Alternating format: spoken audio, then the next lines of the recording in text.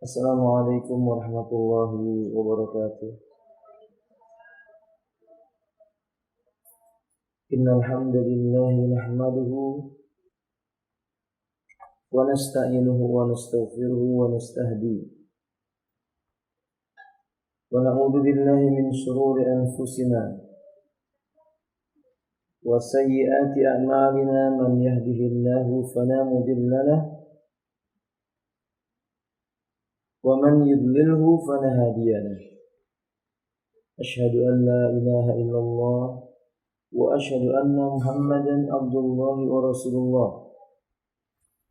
Allahumma shalli ala Muhammadin wa ala alihi wa ashabihi wa man tabi'ahum bi ihsanin ila yaumiddin. Amma ba'du. Ayatul ummahat wal akhwat rahimani wa rahimakumullah. Nastamiru dirasatana min kitab fiqh sunnati lin nisa fi Syekh Abi Malik hafizahullah ta'ala. Wa qad wasalna fi kitabil haji ila faslin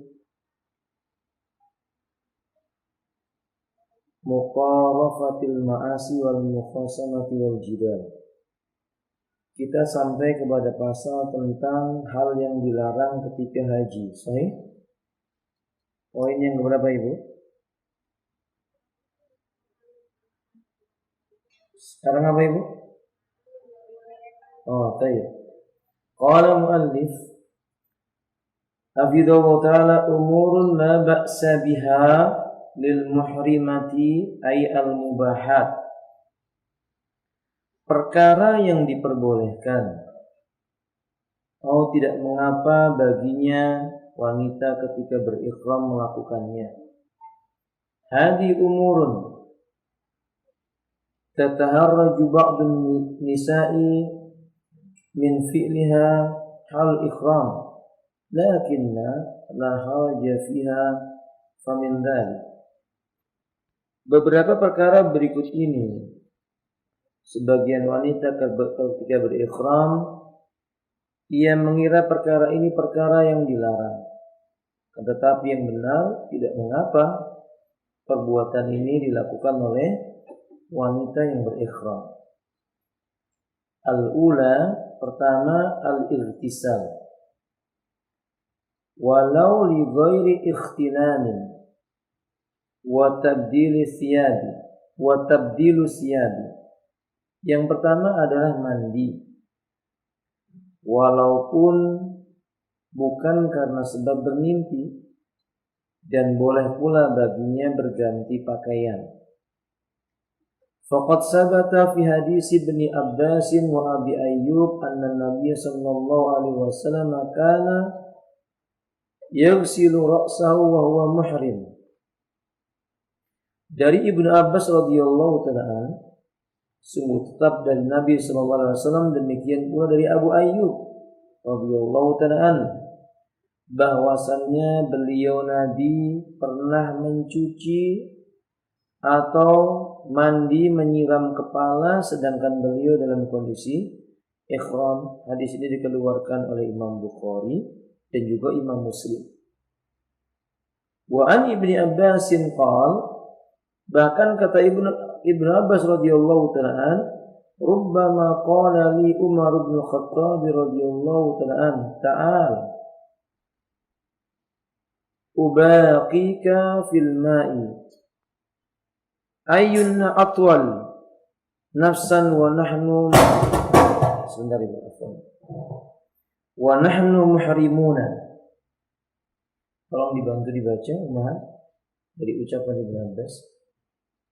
Dari Ibnu Abbas yang berkata, barangkali Umar bin Al-Khattab berkata kepadaku, kemarilah, aku akan mengajakmu masuk ke air. Siapa di antara kita yang lebih tinggi? Padahal saat itu kami sedang ihram. Ayyuna atwali nafsan wa nahnu muhrimun. Supaya kita lebih tahu siapa di antara kita yang badannya lebih tinggi. Ya jelas lebih tinggi Umar, karena Ibnu Abbas itu masih kecil ketika itu. Hadis ini memberi kita beberapa faedah. Faedah yang pertama, ini lemah lembutnya Umar bin Khattab radhiyallahu ta'ala, dan pelajaran besar bagi orang tua kepada anak-anak mereka untuk tidak bersikap kasar. Bahkan bolehnya bersenda gurau. Kata Umar, ta'al tubaqika fil ma, mari saya ajak kamu berendam ke dalam air. Nanti biar tahu ayyuna atwalu nafsan, siapa di antara kita yang paling tinggi badannya. Kata Ibnu Abbas, wa nahnu muhrimun, ketika itu kami sedang dalam kondisi ihram. Wallahu a'lam bishawab. Faedah yang kedua, bolehnya mandi berendam di dalam air dalam kondisi ihram. Ini tidak membatalkannya. Faedah yang ketiga, maka tidak mengapa anak-anak ikut dalam kondisi ihram. Ihramnya itu sah. Yang kedua, al-intisatu wa tasrikhu sya'ri. Silakan Ibu. Faedah perkara yang kedua. Nabi Shallallahu Alaihi Wasallam bersabda kepada Aisyah, ketika itu ia sudah tidur. Uraikanlah rambutmu, lalu sisirlah. Baik. Al-intisatu wa tasrikhu sya'ri. Diperbolehkan mengepang rambutnya ataupun boleh pula bagi dirinya menguraikan rambutnya. Dikuncir maupun tidak dikuncir itu enggak apa-apa. Disisir maupun tidak disisir juga boleh. Qala Nabi sallallahu alaihi wasallam li Aisyah wa hiya mukhrimah. Dalilnya adalah hadis yang dikeluarkan oleh Imam Bukhari Muslim. Ucapan Nabi sallallahu alaihi wasallam kepada ibunda Aisyah radhiyallahu taala anha. Saat itu beliau sedang berihram. Kata Nabi sallallahu alaihi wasallam, "Anqidi ra'saki wamtasiti." Aisyah, uraikan rambut kepalamu dan sisir, lalu kepanglah rambut kepalamu itu. Nah, ini boleh. Maka tidak mengapa seseorang yang dalam kondisi ihram, wanita ihram, menguncir rambut, mengepangnya, menyisirnya, ataukah dia menguraikannya. La ba'sa bihi. Artinya, ketika dia menyisir mungkin rambutnya rontok, itu nggak apa-apa. Ketika dia mengepangnya juga kemungkinannya rontok, itu juga tidak mengapa. Yang tidak boleh sengaja dia mencabuti rambut yang ada di kepalanya. Mungkin karena uban begitu Ibu. Boleh nggak Ibu mencabut uban? Di luar ihram? Tidak sedang berikhram? Tidak berhaid? Tidak nifas juga? Kenapa tidak boleh mencabut uban? Tapi hukumnya makruh mencabut uban itu. Nabi menganjurkan ghayyiru thiyabakum walakin najtanibus sawad. Ubahlah warna rambut ubanmu tapi hindari warna hitam. Atau kama qala alaihi salatu wassalam. Nabi tidak mengatakan cabutlah, tidak. Lianna, kata beliau, karena sayyiba sa'ri rajulin muslim, wa riwayat lianna sayyiba sya'ri muslim kana lahu nurun yaumil qiyamah. Nanti di hari kiamat uban itu menjadi cahaya bagi orang muslim di hari kiamat. Itu jadi cahaya bagi mereka. Maka ibu-ibu yang sudah beruban bersyukur. Itu sudah ada tanda-tanda insyaallah dapat cahaya. Sekaligus hati-hati, tanda-tanda sudah mau mati. Karena sudah punya uban. Ya. Yang ketiga ibu-ibu, poin yang ketiga, haqqur ra'si wal jasadi. Menggaruk kepala atau menggaruk jasad. Yang boleh jadi ketika itu membuat rambutnya lepas, rontok. Atau membuat bagian di kulitnya luka atau bekas lukanya terkoyak. Pada asalnya kan nggak boleh. Tapi kalau memang itu karena sebab perkara gatal, misalnya mungkin rambutnya ada kutunya, lalu dia menggaruknya, ya boleh, nggak apa-apa. Aisyah radhiyallahu taala anha su'ilat anil muhrim atau sa'alat anil muhrim yahukku jasadahu faqalat anna su'ilat anil muhrimi yahiqqu jasadahu faqalat na'am falyuhaqqikuhu wal yusaddid. Aisyah pernah ditanya bagaimana hukum seorang yang berihram dia menggaruk-garuk bagian jasadnya. Enggak apa-apa dia garuk, bahkan ditekan atau dikeraskan itu enggak dilarang. Riwayat ini keluarkan oleh Imam Malik dalam kitab Muwatta nomor 803. Naam, wa qala Syekhul Islam walau saqita syai'un min sya'ri bidzalika lam yadurhu. Walaupun karena sebab garukannya itu lepaslah rambutnya atau koyak sebagian dari kulit jasad seseorang itu tidak memudaratkan pahala atau tidak mempengaruhi pahala haji orang yang melakukannya tersebut. Wallahu a'lam bishawab. Ini menunjukkan agama kita mudah, Bu. Kata Allah, yuridullahu bikumul yusra wa la yuridu bikumul usra. Allah ingin bagi kalian mudah dalam beragama, tidak menginginkan sulit dalam beragama buat kalian. Ibu bisa bayangkan kalau ibu rambutnya gatal karena ada kutunya, nggak boleh digaruk di waktu ihram, nggak khusyuk sholatnya.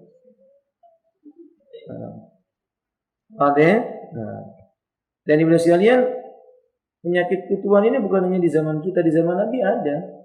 Dulu orang Arabi, mereka itu rambutnya, ada yang datang kepada Nabi, kata Anas bin Malik, rambutnya itu kusut maseng, sebentar-sebentar menggaruk rambutnya sampai kutunya itu jatuh di bagian bajunya.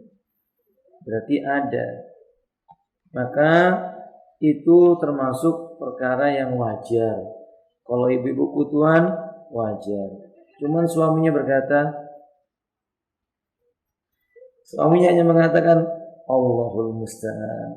Hanya Allah yang bisa dimintai Allah.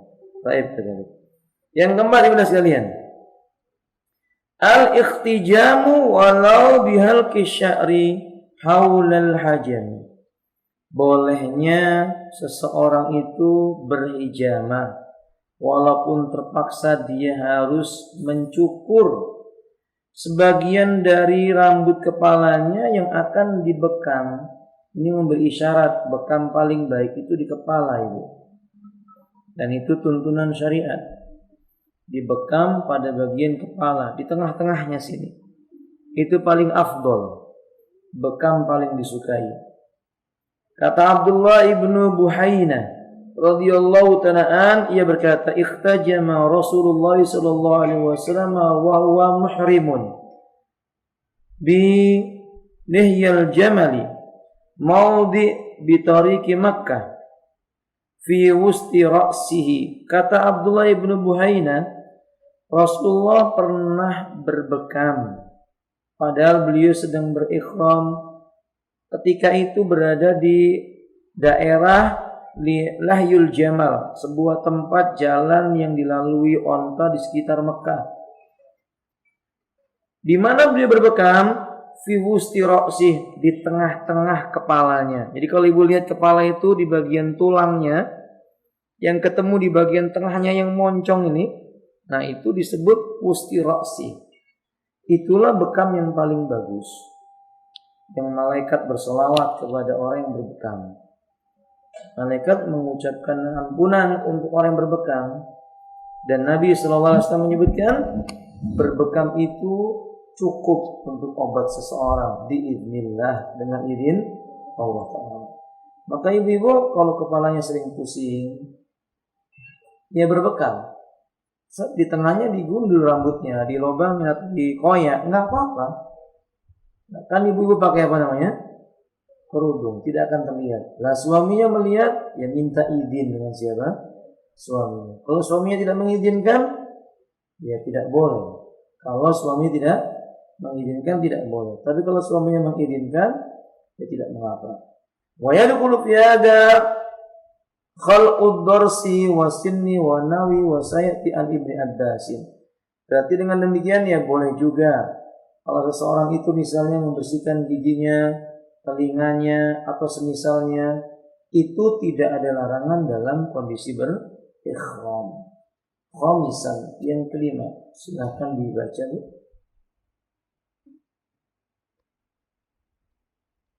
Yang kelima, mencium aroma minyak wangi dan wewangian jika ada kebutuhan, tetapi bukan untuk menikmatinya. Yani samur raihan watib lihaja, mencium bau yang wangi atau mencium minyak wangi karena ada keperluan yang mendesak. La litaladdud, bukan untuk berwangi-wangi, bukan untuk menikmati wangi-wangiannya, tapi karena hajat yang tertentu. Misalnya ibu-ibu masuk angin, kata orang Indonesia. Biasanya diberi apa, Ibu? Ya, minyak kayu putih ya, atau minyak telon. Kan itu baunya wangi. Sahih? Karena ibu pusing, biasanya diberi itu. Itu nggak apa-apa. Tapi kalau ingin berwangi-wangi dengannya, menikmati apa yang ada padanya, nggak boleh. Karena mual, mungkin dia harus mencium bau minyak wangi itu atau minyak kayu putih itu tidak dilarang. Wallahu a'lam bishawab. Tapi kalau dia pakai di dalam rangka untuk menikmati bau wanginya, hukumnya haram. Karena memang wanita tidak boleh, demikian pun laki-laki kalau sedang ihram tidak boleh menggunakan minyak wangi. Ibnu Abbas radhiyallahu ta'ala berkata, "Tafadhali, silakan." Dari Ibnu Abbas, dia berkata, orang yang sedang ihram boleh masuk kamar mandi, mencabut gigi geraham, mencium bau wewangian, dan jika kukunya patah, boleh ia buang. Dia juga berkata, buanglah kotoran dari kalian, karena Allah Azza wa Jalla tidak mengambil sesuatu pun dari kotoran kalian. Nah, An Ibnu Abbas radhiyallahu ta'ala qol, al-muhrimu yadkhulul hamam. Orang yang berihram boleh masuk kamar mandi.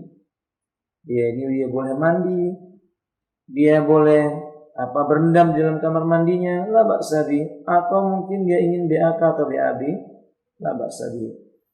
Wa yanzi'ud dors, dia boleh mencabut giginya, kalau mungkin lepas atau goyang, dia lepaskan, tidak mengapa. Wa yasummu raihan, mencium wangi. Mungkin kue ada yang baunya wangi. Ada sebagian para ummahat itu terlalu melampaui batas. Lapar, diberi kue oleh orang Arab, rotinya berbau wangi, nggak boleh. Karena katanya tidak boleh pakai yang wangi-wangi. Nah, ini memang kalau seandainya sengaja mencari wangiannya nggak boleh. Seperti misalnya ibu mau makan permen yang wangi, jangan disebut mereknya ya Bu ya. Jadi misalnya ibu makan permen yang wangi karena mungkin mulutnya terasa bau begitu, ingin mewangikan mulutnya, itu nggak boleh. Jadi kalau sebab lapar dan kemudian permennya itu wangi, yang ada permen, ya nggak apa-apa. Fahim tuh?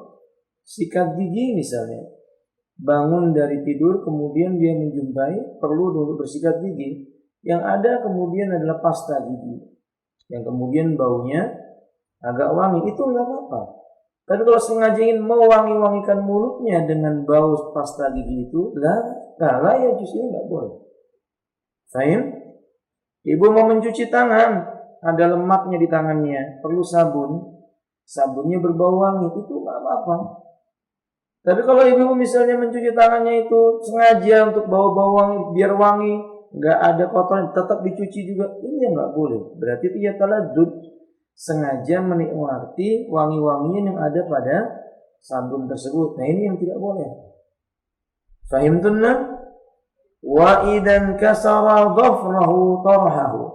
Kalau dia melihat kukunya itu patah tapi belum lepas itu, apa bahasa kita Bu ya? Masih menggantung-gantung di bagian kuku itu. Ya, begitulah Bu. Maka boleh dia mengambil bagian yang kotor itu, yang lepas itu dibuang.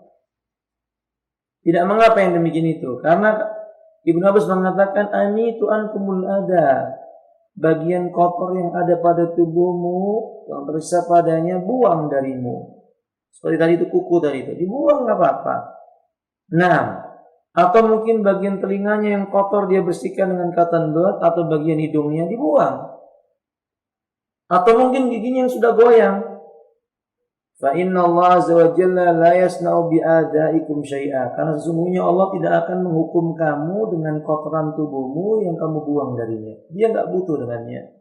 Riwayat ini dikeluarkan oleh Imam Al-Baihaqi dengan sanad yang sahih. Amma sadisan, adapun yang keenam adalah tarfud dufri idan kasara.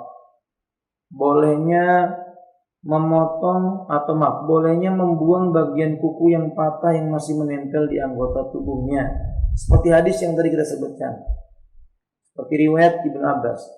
Yang ketujuh, isdalul mar'i ala wajhiha man ala ra'siha atau min ala ra'siha. Beliau mengatakan wanita boleh menjulurkan kain dari kepalanya sampai menutupi wajahnya. Dari kepalanya sampai menutupi wajahnya itu enggak apa-apa. Yang enggak boleh pakai apa, Ibu? Yang tidak boleh pakai apa? Niqab, cadar. Pakai masker, ditutupkan begini, itu enggak boleh. Ketika dalam kondisi apa? Ikhram. Maka kalau mau menggunakan apa? Kecuali karena kondisi yang daruri. Dia terpaksa menggunakan masker mungkin karena sebab penyakit atau tertentu. Dia boleh, tapi seandainya dia sholat, hendaklah dia melepasnya. Demikian pula wanita yang isdalul mar'ati ala wajhi min ala ra'siha. Kain yang dijulurkan dari kepala menutup wajahnya itu kalau sholat mesti dibuka. Karena Nabi memerintahkan orang yang sholat itu untuk membuka wajahnya. Melarang, Rasulullah SAW sadli. Nabi melarang melakukan isdal, menjulurkan kain dari kepala sampai menutupi wajah. Kalau seandainya dia berpendapat tentang wajibnya cadar, barulah boleh dia sholat sambil menutup bagian apa? Wajahnya kalau ada lelaki yang berlalu lalang di hadapannya. Fahim tunna? Baik. Saminan. Yang kedelapan, labsul mar'ah ma sya'at minas siyabi min ayyi launin. Anti ukhtil muslimah, boleh bagimu mengenakan apa saja yang kamu mau dari warna pakaianmu. Dan tidak harus apa? Ya, tidak harus hitam atau tidak harus putih. Justru putih itu bukan ciri khas wanita. Putih itu menjadi ciri khasnya para lelaki. Ibu jumpai lelaki-lelaki di Mekah dan Madinah. Apa pakaian mereka? Mayoritasnya putih. Dan ibu-ibu dianjurkan menyelisih para lelaki. Maka kalau bisa para jamaah haji atau umroh jangan kenakan kain putih kalau bisa. Karena itu lebih dekat dengan menyerupai laki-laki. Wa li'anna hadza yu'adu ila urubin, di mana kebiasaan berpakaian ini kadang dikembalikan kepada budaya negeri setempat. Kenakan yang warna gelap, biru, hijau, hitam. Gimana boleh nggak pakai merah? Boleh. Boleh nggak kalau saya ikhram Ustaz menggunakan kain merah muda? Ya boleh. Atau misalnya seperti orang Afrika, hijau campur hitam, campur kuning, seperti itu. Ya, campur merah. Demikian orang Afrika itu. Nggak apa-apa. Selama tidak menimbulkan fitnah bagi lelaki. Ya, kalau ibu misalnya pakai kain merah sendiri, di Masjidil Haram semua orang memandang Anda, ya tidak boleh. Karena itu masuk dalam kategori libasus syuhrah, pakaian tampil beda. Paham Ibu? Atau seperti ibu pakai kerudung, sudah warnanya merah, kasih burung merak di atas kepalanya, atau ada bunganya. Nah ini menimbulkan fitnah. Ini yang dilarang dalam syariat. Tasian, laisal mar'ah as-sarawil wal khufain. Labsul mar'ati sarawil wal khufain. Wanita boleh kalau seandainya dia itu berikhram menggunakan sirwal. Maksudnya celana panjang di bagian dalam dari baju kurungnya. Paham maksudnya Ibu? Kan sirwal itu pada asalnya pakaian buat laki-laki. Tapi karena sebab dia lebih menjaga kehati-hatian agar tidak terlihat betisnya, banyaknya manusia yang ada mungkin tersingkap kain bajunya, dia pakai itu. Lalu kemudian dia pakai baju yang panjang lagi. Yang nggak boleh kalau ibu-ibu misalnya pakai celana jeans, kemudian di atasnya pakai kaos ngapret begitu, lalu kepalanya pakai kerudung yang sempit, Kata orang jilbaber padahal bukan, atau hijaber gitu, itu nggak ada dalilnya. Nah kalau ini yang dikenakan, ini tidak memenuhi syarat menutup aurat wanita muslimah. Bukankah syarat wanita muslimah itu pakaiannya boleh dipakai di luar rumahnya? Salah satunya apa ibu? Wasi'an ghairu dhayyikin. Pakaiannya luas, tidak membentuk lekuk tubuhnya. Paham tuh? Dan boleh menggunakan khuffain, sepatu. Tidak dilarang wanita menggunakan sepatu. Larangan itu bagi laki-laki. Laki-laki hendaknya menggunakan sesuatu yang menampakkan mata kakinya. Sendal, kalau ternyata nggak ada, boleh pakai sepatu, tapi harus memotong pada bagian tumitnya supaya terlihat mata kaki sampai tumitnya tersebut. Itu bagi laki-laki. Wallahu a'lam bishawab. Yang ke-10, labsul hulyi insya'at. Bila ukhti mau, boleh memakai perhiasan, gelang, subang, kalung, asal tidak ditampakkan. Kalau ibu pakai jilbab, kemudian kalungnya dipakai tapi di luar. Jilbaban dulu baru dipakai kalungnya. Ini nggak boleh. Atau ibu memakai gelang yang jumlahnya banyak, ditutupin kerudung, cuma berbunyi kalau berjalan, kerincang, kerincung, kerincing. Ini nggak boleh, karena itu termasuk perkara yang menimbulkan fitnah. Fahim benar? Apa nggak boleh wanita pakai perhiasan? Boleh, tapi kalau di luar rumah, Allah menyebutkan illa ma dhahara minha, kecuali yang biasa tampak padanya. Sebagian ulama mengartikan yang biasa tampak itu pakaian luarnya atau cincin yang ada di jarinya atau bagian wajahnya, karena wajah termasuk perhiasan bagi wanita. Sehingga sebagian ulama ini mengatakan wajahnya boleh tampak, cincin di tangannya boleh kelihatan, atau pakaian luarnya yang terlihat indah itu yang tidak mungkin lagi ditutupi, yaitu boleh. Wallahu a'lam bishawab. Sebagian lagi mengatakan yakni illa ma dhahara minna, yang boleh kelihatan, yang kecuali yang biasa tampak itu artinya cuma pakaian saja. Ala kuliah ikhtiyaton, hati-hati itu lebih diutamakan. Kalau ukhti mau pakai perhiasannya, kalau mau boleh. Qad taqaddama al-kalamu ala ajid umur al-arbi'ah fi sunan al-ikhrami. Sudah berlalu pembahasan ini pada poin yang keempat tentang masalah sunnah-sunnah di dalam ikhram. Yang ke-11, yakni khidabul mukhrimah bil hina'i wa nahwiha insya'at li adami wurudin nahi an dhalik wa li anna al-hina' laysa bitibin bi raihatin wa ada madhabu syafi'iyah wal hanabilah. Silakan dibaca ibu. Bolehnya wanita menggunakan khina. Poin ke-11. Memakai pacar atau inai dan sejenisnya jika mau. Hal ini tidak ada larangannya. Di samping itu pacar juga termasuk wewangian yang berbau. Ini adalah pendapat kalangan Syafi'iyah dan Hanabilah. Dan inilah pendapat yang kuat. Karena memang tidak ada riwayat yang menyebutkan larangan wanita menggunakan khina, menggunakan pacar pada bagian apa? Tangan. Dan ibu sekalian, kadang-kadang wanita ketika berada di Jazirah Arab, cuacanya itu tidak sesuai dengannya, lalu bagian tangannya pecah, kan gitu ibu? Telapak kaki atau tumitnya pecah. Hina itu bisa menjadi obat yang sunnah. Dahulu wanita-wanita mukminat mengobati tangan yang retak atau kaki yang, maksudnya tangan yang pecah kulitnya, kaki yang pecah-pecah kulitnya, itu menggunakan hina. Luka-luka pada bagian tangan itu diobati dengan daun pacar, termasuk pengobatan yang sunnah. Kalau ibu punya daun pacar, nanti coba dibagi kepada teman-temannya. Kan ini termasuk pengobatan yang banyak dilupakan, termasuk mengobati luka menggunakan daun pandan. Jadi dulu wanita-wanita mukminat bila menjumpai suami mereka kakinya luka, itu menggunakan daun pandan yang dipanaskan.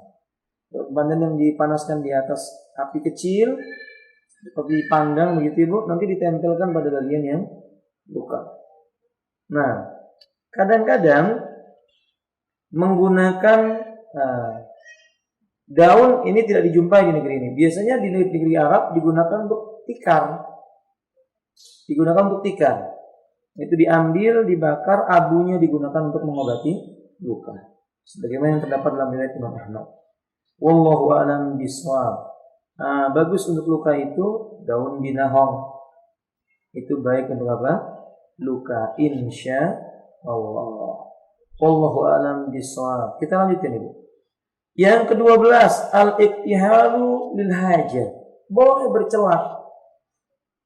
Nggak mengapa kalau memang diperlukan. Terutama mereka yang sedang sakit mata. Karena celak itu menajamkan pandangan. Celak itu menghilangkan penyakit mata biiznillah, dengan izin Allah.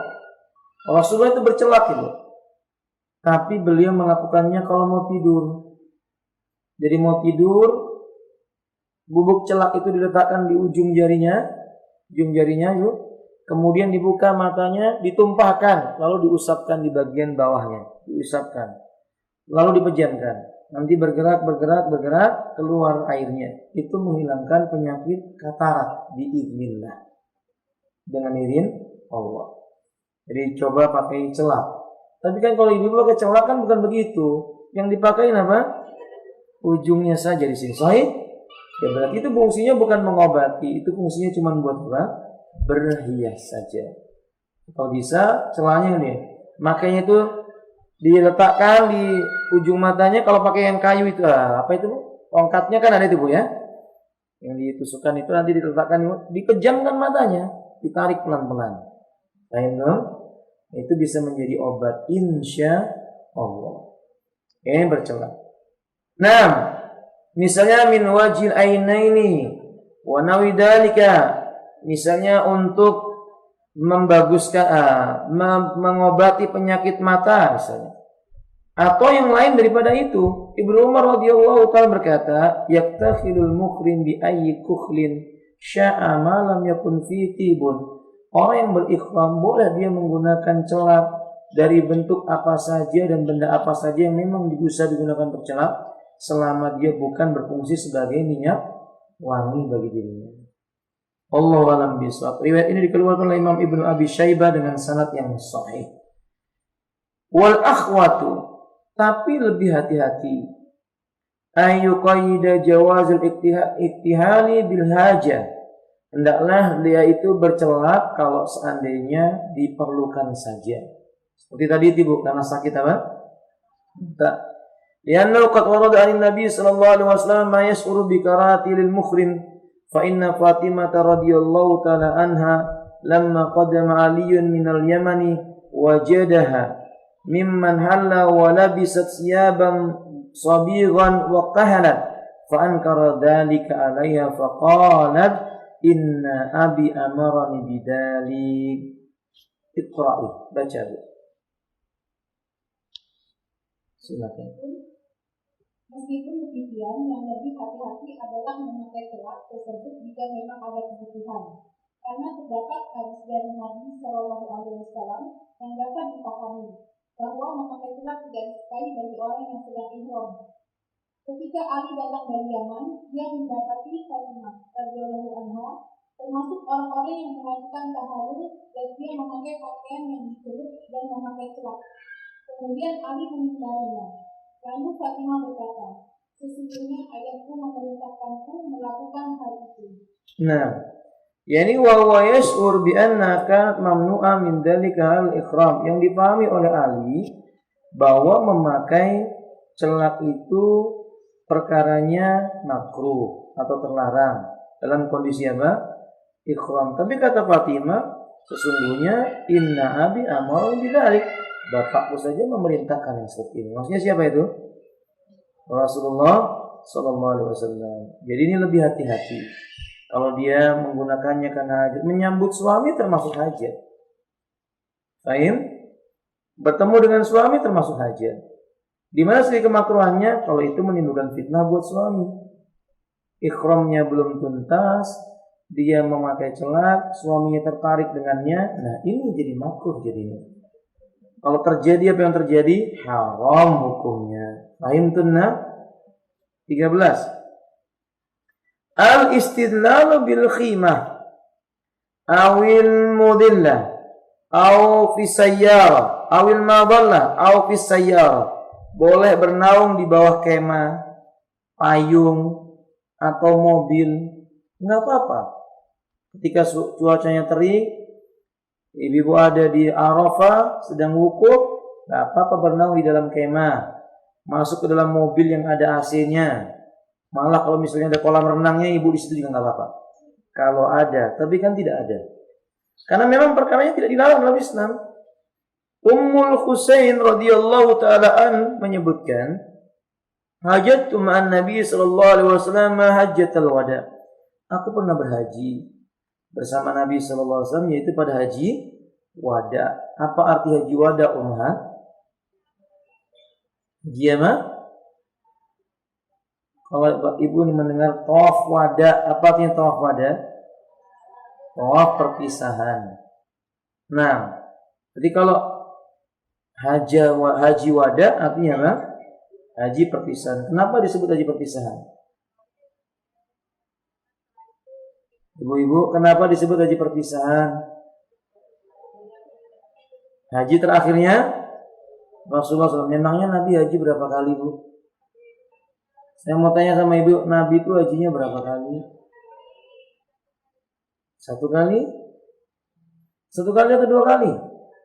Sebagian ulama mengatakan 2 kali, yakni ketika perjanjian Hudaybiyah. Nabi tidak menyempurnakan sampai ke Makkah karena ada perjanjian itu. Sebagian mengatakan 1 kali saja. Yang ini yang disebut dengan haji wada. Fara'aitu Usamata wa Bilalan radhiyallahu ta'ala anhuma wa ahadahuma akhidu bi khitami naqatihi wal akhar rafi'u sawbahu yasturuhu minal harri hatta rama jamratal aqabah. Ketika itu aku melihat Usama dan Bilal.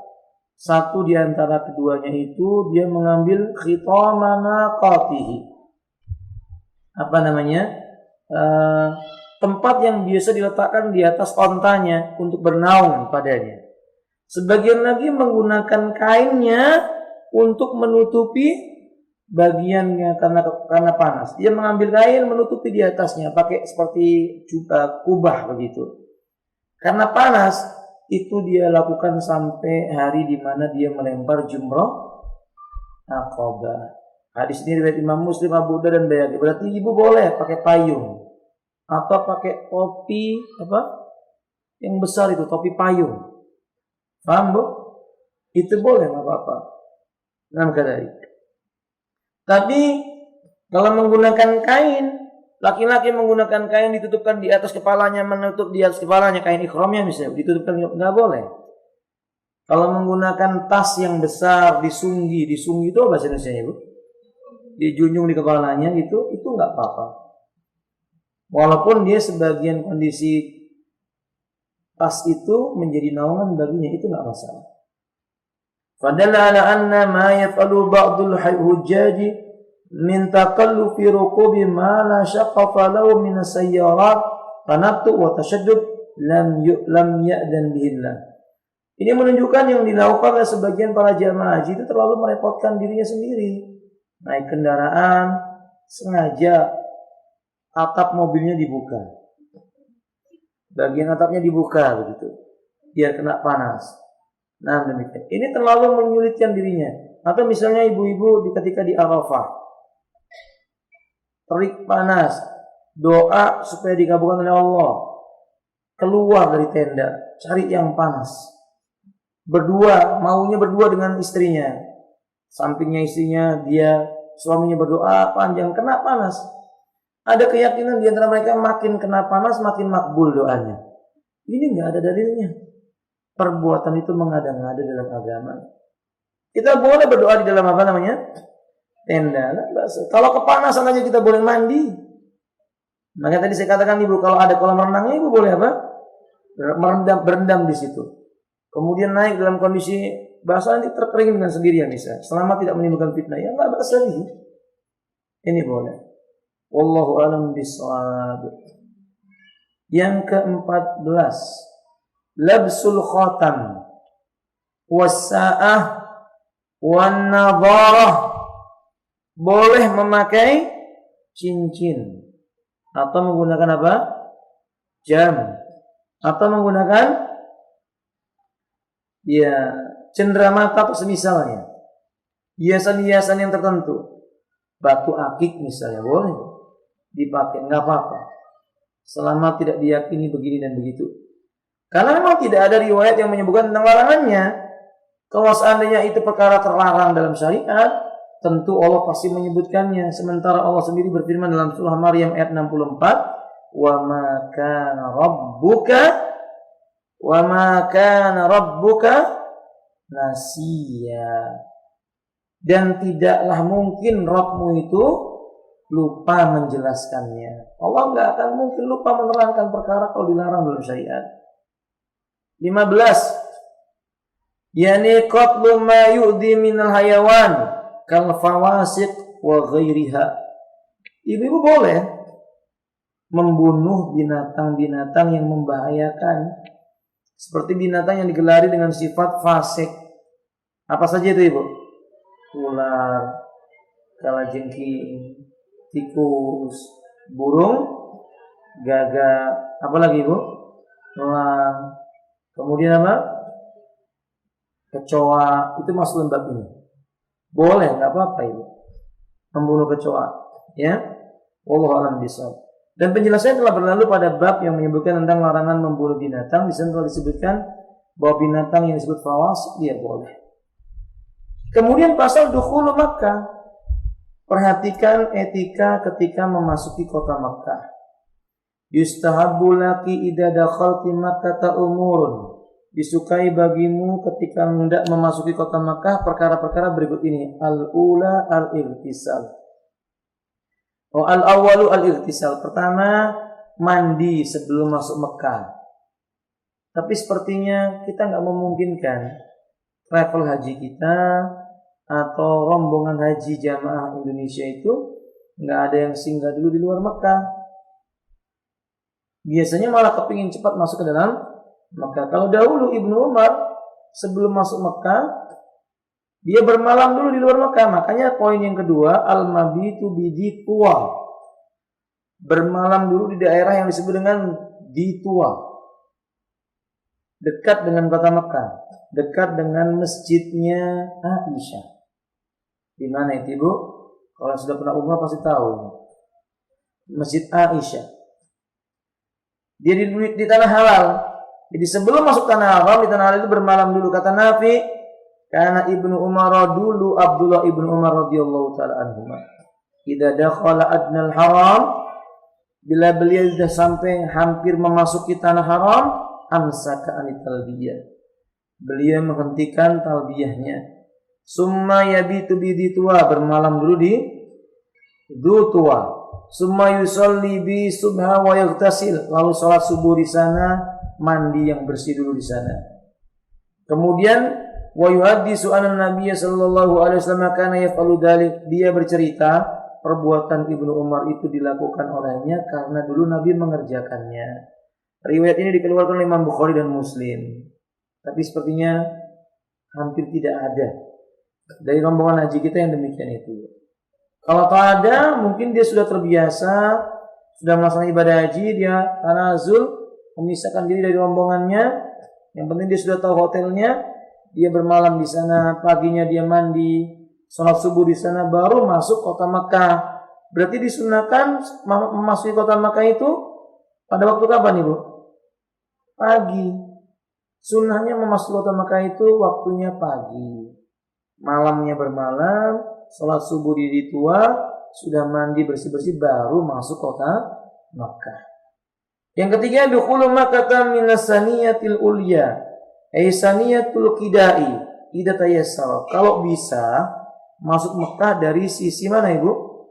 Saniyatul ulya atau saniyatul qida. Ini sisi yang di sana ada bukitnya, Ibu. Biasanya jamaah haji kalau dari Madinah itu yang dilewati. Ya, tapi kalau melalui dari Jeddah misalnya biasanya bukan itu. Wallahu a'lam bishawab. Nah, Ibnu Umar mengatakan karena sallallahu alaihi wasallam yadkhulu min saniyatil ulya. Dulu Nabi itu kalau masuk Mekah melalui sisi Saniyatil Ulya. Wa yakhruju min Saniyatis Sufla. Dan kalau beliau keluar, beliau mengambil dari daerah yang rendah, Saniyatul Sufla. Jadi masuknya berbeda dengan keluarnya. Riwayat ini dikeluarkan oleh Imam Bukhari dan Imam Muslim. Yang keempat, al-mubadaratu ilal Masjidil Haram. Bila ibunda sekalian telah sampai di Mekah, segerakan memasuki Masjidil Haram. Ba'da ida'il amti'ah fi makanin amin wad-dukhul min babis salam. Tentu setelah Anda mempersiapkan dengan baik, istirahat sejenak di tempat-tempat yang Anda memungkinkan padanya. Mungkin masuk funduk dulu. Bukan funduk Nadita ya Bu ya. Karena funduk Nadita enggak di Mekah begitu. Semoga pemiliknya punya di Mekah suatu saat. Allahumma amin. Kemudian sekalian rahimanillah, kemudian masuk Masjidil Haram itu melalui pintu yang disebut dengan Babus Salam. Babus Salam ini pintu yang jatuh keren kemarin itu Ibu. Yang keren itu jatuh menimpa itu pintu Babus Salam.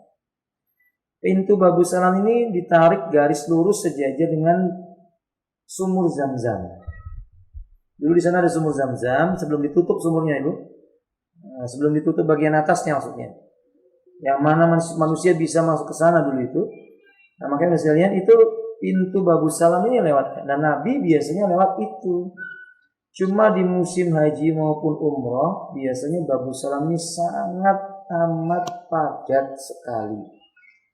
Maka kalau kita memaksakan diri, itu bisa mendolimi diri kita, bahkan mendolimi orang lain, mendorong, terburu-buru, tergesa-gesa.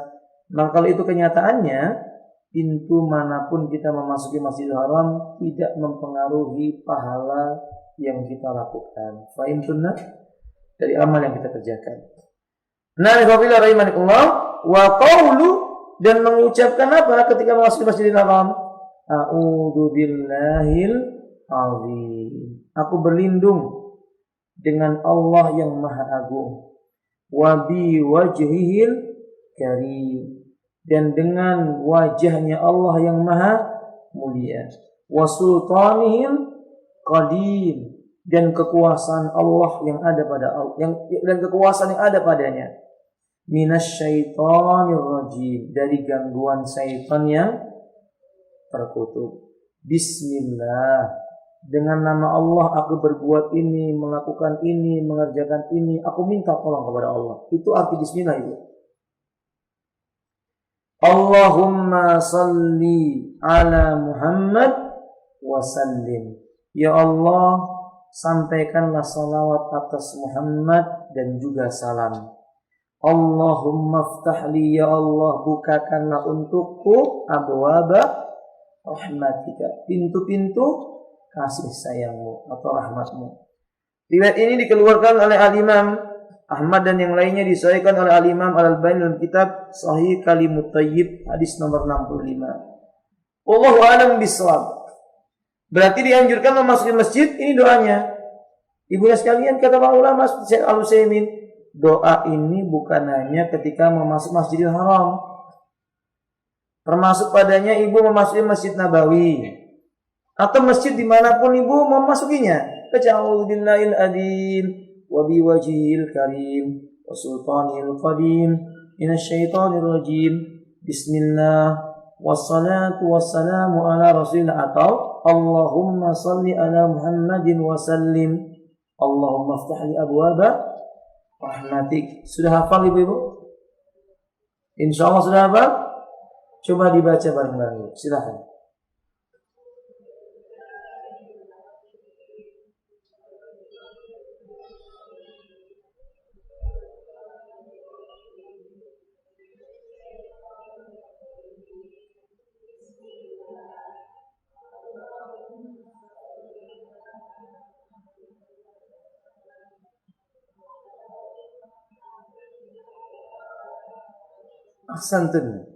Ahsantun. Yang kelima, raf'ul yadi wa du'a. idza waqa'a nadaruki 'alal baiti bihadad doa. Angkat kedua tanganmu sembari mengucapkan lafaz doa ketika pandanganmu tertuju kepada Baitullah. Jadi ketika mau masuk masjid, tadi doanya A'udzubillahil azim wa biwajhil karim wa sultanil qadim minasyaitonir rajim. Bismillah. Allahumma salli ala Muhammadin wa sallim. Allahumma iftah li abwaba rahmatik. Lalu ibu jalan melihat Ka'bah, angkat dua tangannya. Allahumma antas salam wa minkas salam. Fahayyina Rabbana bis salam. Coba ibu baca silakan ibu.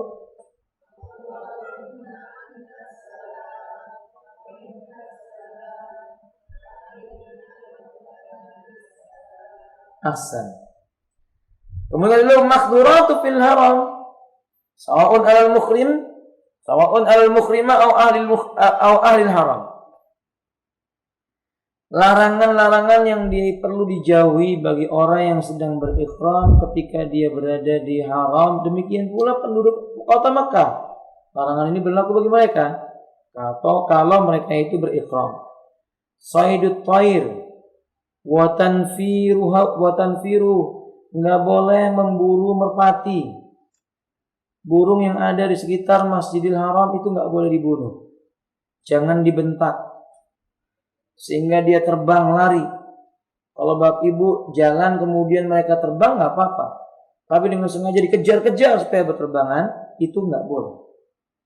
Kalau seandainya burung ini terbang, nabrak dinding mati, bayar denda. Dalam Islam dia harus membayar denda. Makanya ibu jumpai di haram, masya Allah banyak burung merpati. Enten. Nah, yang kedua, qat'u nabatiha wa sawfiha illa lidharurah. Memotong tumbuh-tumbuhan, daun-daunan, pohon-pohonan itu nggak boleh kecuali kondisinya darurat. Anda naik busnya nabrak pohon itu, terpaksa harus dipotong sebagiannya. Itu darurat. Tapi kalau Anda minta berhenti dari bus, turun lalu metik pohonnya itu, dipetik daunnya, dipotong dahannya, bukan karena daruri, itu nggak boleh. Termasuk pelanggaran dalam syariat, wajib taubat kepada Allah. Maka ibu nggak akan jumpai di kota Mekah orang nebang pohon, kecuali pohonnya sudah apa? Tobat. Di sana itu ibu, raja memerintahkan orang untuk menjaga tiap-tiap pohon disiram, digaji. Ibu. Pohon itu dijaga oleh seseorang, dijaga, disirami, disiangi dan seterusnya. Penghormatan dan penghargaan mereka terhadap makhluk Allah, pohon-pohonan itu. Kalau di negeri ini masya Allah malah dibakar. Sampai pada hari ini kita menjumpai musibah sudah ditunjukkan oleh Allah. Asap, sahih bu? Enggak membakar Ustaz, tapi dia buang puntung rokok. Dia buang puntung rokok di sana terbakar. Kata dia salahnya sendiri terbakar. Dia yang membuangnya. Na'udzubillah min dzalik. Makanya ibu yang melakukan pembakaran hutan ini nanti ditanya oleh Allah di yaumil qiyamah. Dia sudah membuat kemudaratan. Dengan alasan misalnya membuka lahan baru misalnya, ditanya sama Allah. Nabi kita berkata la darar wala dirar. Tidak boleh merusak diri sendiri apalagi merusak orang lain, tidak boleh. Allah berfirman, "Dhaharal fasadu fil barri wal bahri bima kasabat aydin nas." Telah nyata kerusakan di daratan dan di lautan itu akibat tangan-tangan manusia. Itu menunjukkan hukumnya haram. Hukumnya haram. Allahu a'lam bishawab. Kemudian yang ketiga, hamlus silah. Enggak boleh masuk Masjidil Haram bawa senjata. Pisau gimana Ustaz? Enggak boleh. Ibu-ibu bawa pisau untuk motong buah misalnya nggak boleh. Di Masjidil Haram bukan untuk makan-makan. Paham ibu? Bukan berarti tidak boleh membawa makanan. Boleh kalau makanan itu misalnya roti untuk berbuka, kurma untuk berbuka. Kalau minum sudah ada air zam-zam. 6 kadali. Kalau ibu bawa pisau itu memudaratkan nanti. Mungkin niatnya tidak merusak, tapi karena sebab syaitan mengganggu, lalu terjadi dorong-dorongan tidak sengaja, bisa itu mengenai orang, ditanya sama Allah. Maka nggak boleh membawa benda tajam ke dalam Masjidil Haram. Maka ulama pun mengatakan tidak boleh bawa garpu. Itu termasuk bisa menyakiti kaum muslimin yang sedang melaksanakan ibadah di sana. Boleh nggak bawa kamera, Bu? Ya, biasanya oleh para askar dilarang. Karena ini menimbulkan kerusakan yang banyak, membuat orang nggak jadi ibadah. Sibuk dengan apa namanya? Selfie. Namanya selfie ya, Bu? Saya nggak tahu, begitulah kira-kira namanya. Foto sana, foto sini, dia lupa dzikir kepada Allah. Nah, seandainya dia menempatkan pada tempatnya ya nggak apa-apa. Wallahu a'lam bishawab. Baru masuk Masjidil Haram, bukannya talbiyah, bukan mengucapkan Allahumma antas salam, handphone udah sibuk dipasang, kamera ke sana sini. Ini bukan niat ibadah. Ini mau mendokumentasikan sesuatu, nggak disukai dalam Islam. Belum lagi kalau dia menggunakan kameranya itu, lalu dia memoto yang bukan hak baginya. Ini apa? Ibu kami pernah memimpin umrah, ada salah seorang jamaah, Masya Allah. Setelah selesai umrah, pagi-pagi datang Ustaz. Alhamdulillah, terima kasih Ustaz sudah membimbing saya. Tambah lagi saya dapat foto-foto bagus Ustaz. Saya tanya foto apa? Ini Albanian, ini Iranian, ini Irakian, ini Lubnanian. Foto-foto perempuan difotoin satu-satu. Ini foto wanita Lebanon, ini foto wanita ini, Masya Allah. Musibah, ini nggak boleh. Ini ditunggangi hawa nafsu, la yajuz, haram hukumnya. Paham kan? Nah, yang keempat ibu-ibu, yakni iltiqatul naqitah illa li ajli ta'rifiha. Nggak boleh memungut barang yang jatuh di Masjidil Haram atau di tanah haram. Jangankan di masjid, ibu dapat di jalan-jalan di tanah haram tidak boleh dipungut, kecuali dalam rangka untuk mengumumkan ada yang kehilangan, siapa yang merasa kehilangan, atau serahkan kepada umara yang ada. Nggak boleh ibu melihat ada handphone jatuh, merek terbaru, nggak ada di Indonesia. Alhamdulillah rezeki ada yang jus. Ini nggak boleh. Bahkan satu butir kurma saja nggak boleh. Apalagi yang lebih daripada itu. Wadalilu ala ma taqaddama qaulun Nabi sallallahu alaihi wasallam yaum fathi Makkah. Dalil tentang masalah itu poin 1, 2, 3 dan 4 tadi itu seperti yang disebutkan dalam hadis yang berikut ini. Tafadhali silakan dibaca, Ibu. Hadis Bukhari Muslim. Dalil dan sabda Nabi sallallahu alaihi wasallam pada hari penaklukan kota Mekah. Fathul Makkah. Yang artinya sesungguhnya negeri ini telah diharamkan oleh Allah pada hari diciptakannya langit dan bumi. Yang dimaksud dengan diharamkan, artinya negeri itu tanah suci. Di lafaz tanah haram itu maksudnya tanah suci. Dosanya besar kalau dia melanggar ketentuan-ketentuan Allah Ta'ala di dalamnya. Maka disebut dengan tanah haram. Di luar tanah haram disebut dengan tanah apa? Halal. Bukan berarti di luar tanah haram boleh berbuat dosa. Bukan demikian, itu menunjukkan keagungan dan kemuliaan tanah tersebut. In hadzal balada haramallahu yawma khalqis samawati wal ardi. Sesungguhnya Allah telah mengharamkan tanah ini pada hari Ia menciptakan langit dan bumi. Lanjutkan Ibu. Dan negeri ini adalah haram, maka pengharaman Allah sampai hari kiamat. Nah, fa haramun bi hurmatillah. Negeri ini suci karena apa yang telah Allah haramkan atas negeri ini. Sampai datangnya kiamat tetap tanah haram. Berarti orang kafir nggak boleh masuk negeri Mekah, itu nggak boleh. Kemudian sesungguhnya tidak dihalalkan kepada seorang pun sebelumku melakukan peperangan di dalamnya, dan tidak dihalalkan bagiku kecuali sesaat pada waktu siang hari. Nah, ini menunjukkan perang di dalam kota Mekah itu dilarang.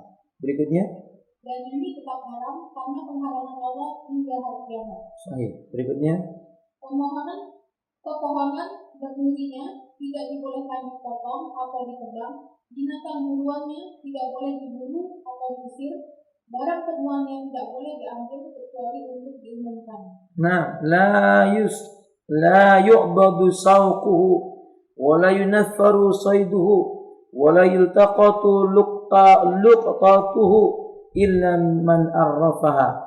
Tidak dipotong pohon-pohonannya, tidak diburu binatang-binatangnya, tidak dipungut barang jatuh atau temuannya kecuali dalam rangka untuk mengumumkannya. Kemudian dan rumputan tanamannya tidak boleh dipotong. Nah, wala yukhtala khalaha. Faqala al-Abbas. Al-Abbas berkata, ya Rasulullah, ilal idkhir. Coba tolong diberi pengecualian, yaitu idkhir. Fa innahu lakaina fa innahu lakinahum li buyutihim faqala illal idkhir. Karena kami biasanya menggunakan rumput-rumputan itu untuk sesuatu yang menambal di rumah-rumah kami, namanya rumput idkhir, wangi-wangian yang ada di rumah kami. Kata Nabi, kecuali idkhir boleh. Idkhir itu rumputnya halus, baunya wangi, kayak daun pandan. Ini biasanya kalau ada orang meninggal dunia, nggak ada kain yang bisa digunakan menutupinya, biasanya ditutupi dengan rumput idkhir. Ini poin 1, 2, 3, 4 yang dilarang ketika ibu-ibu ada di tanah haram, baik itu dalam kondisi ikhram maupun tidak. Yang terakhir Ibu, kita coba sampai di sini. Ada rukun yang kedua ya. Ada rukun yang kedua yang kita akan baca di pertemuan yang akan datang, yaitu tawaf. Tawaf termasuk rukun di dalam ibadah haji. Tayyib ilahuna. Sampai di sini ibu ada yang mau bertanya? Masih ada waktu insyaallah. Tafadhol mas'ul. Dan tidak mengapa di luar materi ini insyaallah.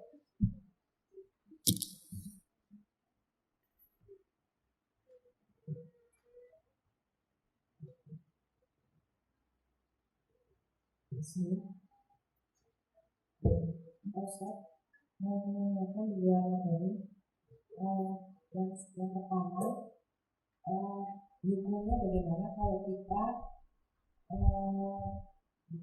mendatangi tukang urut. Biasanya kan kita sering capek panggil tukang urut, nah kemudian tukang urut itu bercerita kalau mendapatkan ilmunya itu secara turun-temurun, pernah sakit karena tidak mau mengurut, itu kita hukumnya gimana? Karena berarti dia menggunakan jin ya Pak Ustaz itu. Terus yang kedua, kalau misalnya kita suatu kumpulan, kemudian kita menerima amanah sedekah dari orang-orang, kemudian apakah sedekah itu harus dihabiskan saat itu, atau misalnya kita buat berapa kali periode untuk membagi sedekah tersebut. Yang ketiga, dua dulu nanti saya lupa. Bismillah, alhamdulillah, wassalatu wassalamu ala rasulullah wa sallallahu. Mendatangi tukang urut ada dua. Yang pertama, bila itu keahlian yang dia dapatkan dengan cara mempelajari ilmunya yang bisa diterima secara ilmiah, atau mungkin berdasarkan tuntunan syariat, mungkin ada ayat atau hadis yang menyebutkan. Kalau nggak ada, diterima secara ilmiah. Dia belajar seluk-beluk tentang anatomi tubuh manusia, kemudian dia mengetahui syarat mana yang harus dipijit dengannya, memberikan dampak demikian dan demikian dengan izin Allah Ta'ala. Itu tidak dilarang. Al-aslu fil adati ibaha, hukum asalnya perkara dunia itu boleh. Nabi berkata, antum a'lamu bi umuri dunyakum, kalian dibandingkan aku lebih tahu tentang urusan dunia kalian. Bila tukang urut yang ibu sebutkan dapat ilmunya dari turun-temurun, ya boleh saja kalau orang tuanya yang mengajarkan kepada anaknya cara ngurut gini, nah ini syarat ini syarat itu, diturunkan lagi kepada siapa? Cucunya, turunkan lagi kepada siapa?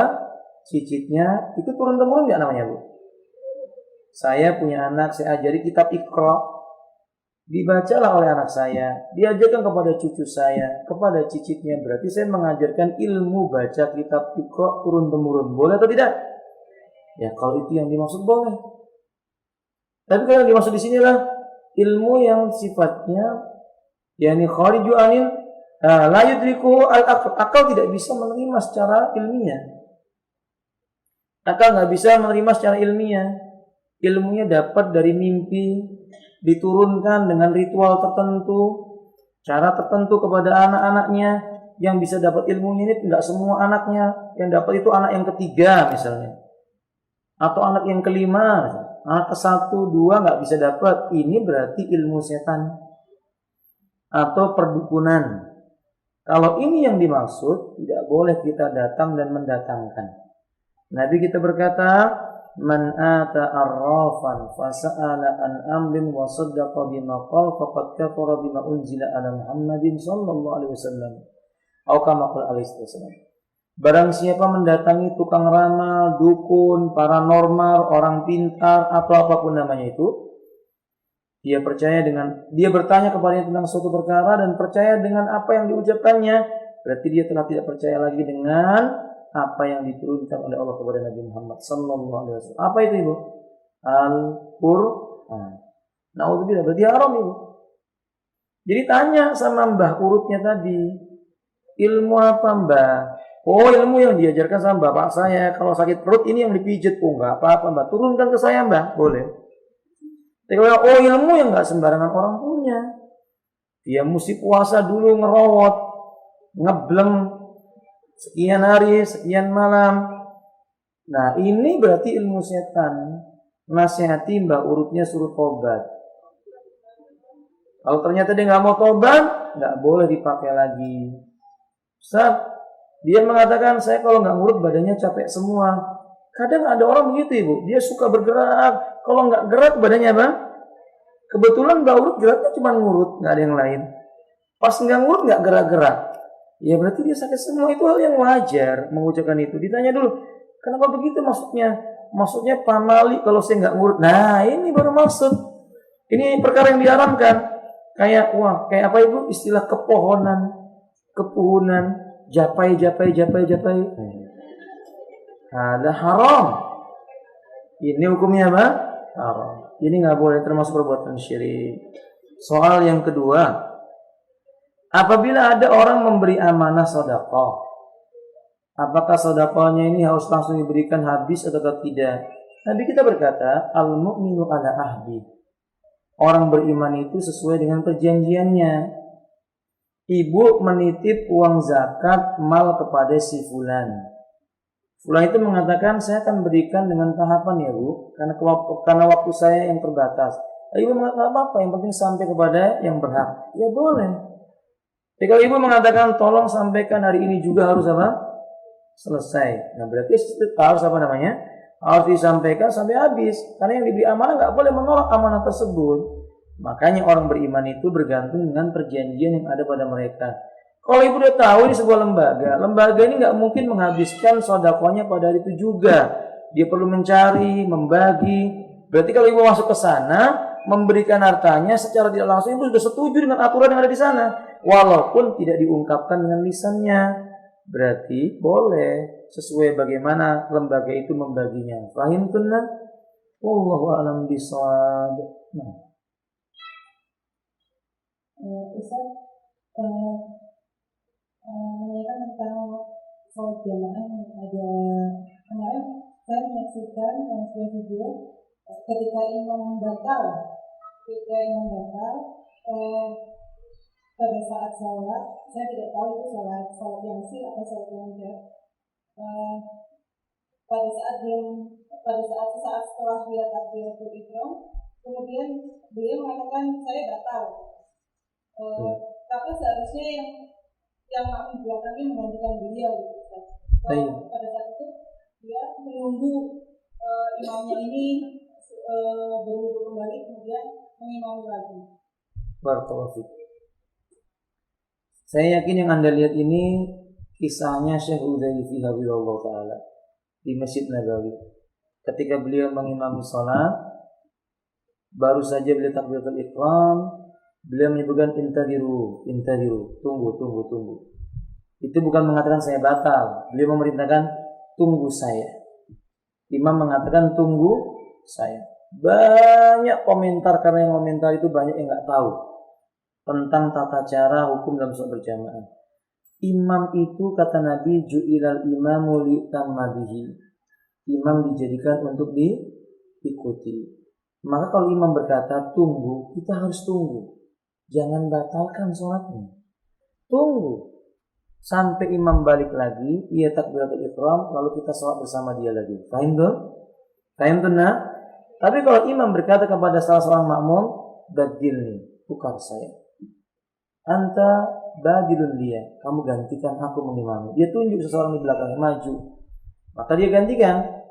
Paham ibu? Yang jadi masalahnya kalau imamnya nggak tahu, begitu batal nyelonong begitu saja dia pergi. Apa yang dilakukan oleh makmum? Maka yang di belakangnya maju ke depan mengimami. Fahim? Bila imamnya datang lagi mau minta dia mengimami lagi, dia mundur ke belakang. Udah dapat 2 rakaat Ustaz, kurang 2 rakaat lagi. Berarti biarkan kita ikuti imam yang 2 rakaat. Pada saat tasyahud akhir kita duduk, imam tinggal menambah 2. Paham maksudnya Ibu? Nanti kemudian salam bersama dengan imam. Demikian. Wallahu a'lam bishawab. Fahim tuh?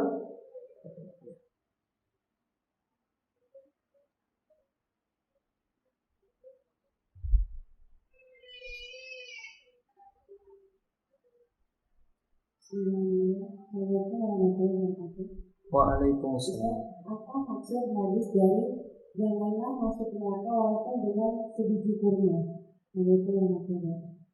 Maksudnya Nabi Sallallahu Alaihi Wasallam ketika beliau berkata kepada Aisyah radhiyallahu taala, wahai Aisyah, jagalah dirimu dari siksa neraka, walaupun dengan separuh dari sebiji kurma, walau bisyikki tamratin. Maksudnya, sedekah itu memadamkan api neraka. Di hadis yang lainnya yang mengatakan, as-sadaqatu tudfi'un nar kama tudfi'ul ma'un nar. Sedekah itu as-sadaqatu tudfi'ul khataya kama tudfi'un narul ma. Sedekah itu menghapuskan dosa seperti air yang memadamkan api neraka, memadamkan api. Berarti sedekah itu bisa menghilangkan kesalahan. Nabi pernah berkata kepada para wanita ketika beliau sedang khutbah Id, ayatuhan nisa tasaddaqna, wahai para wanita bersedekahlah kalian. Fa inni ra'aitu aksara ahlin nar minkunna. Aku melihat kalian paling banyak menghuni neraka dari jenis kalian, itu wanita. Berarti ucapan Nabi, jaga dirimu dari siksa neraka walaupun dengan separuh dari sebiji kurma. Kurma 1 dibagi 2, yaitu bersedekahlah engkau. Fahim tunna? Wallahu a'lam bishawab. Assalamualaikum warahmatullahi wabarakatuh. Waalaikumsalam.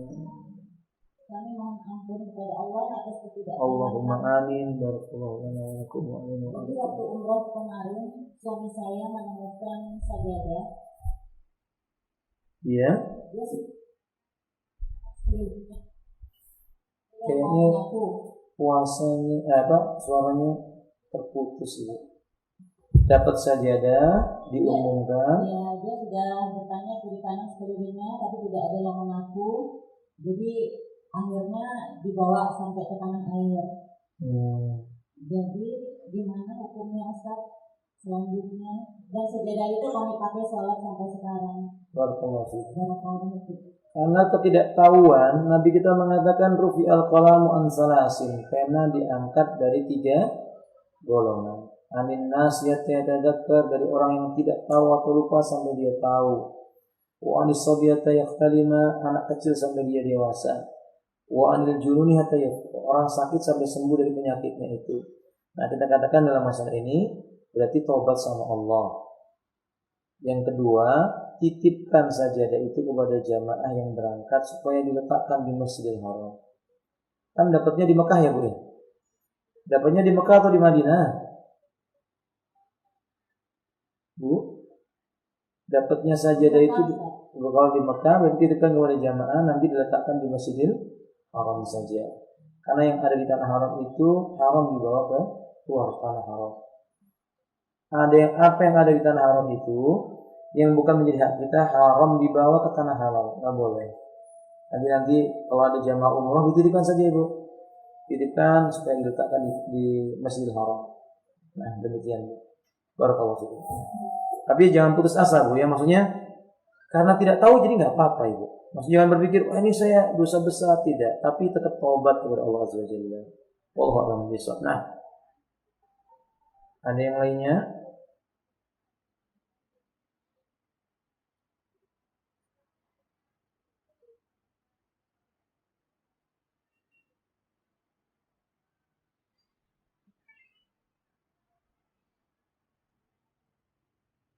Kalau tidak ada, kita cukupkan sampai di sini ya. Mudah-mudahan bermanfaat dan kurang lebihnya saya mohon maaf. Kitab yang lainnya kita tunda dibacanya di pertemuan yang berikutnya. Alamin. Subhanakallahumma wa bihamdika la ilaha illa anta astaghfiruka wa atubu ilaik. Assalamualaikum warahmatullahi wabarakatuh.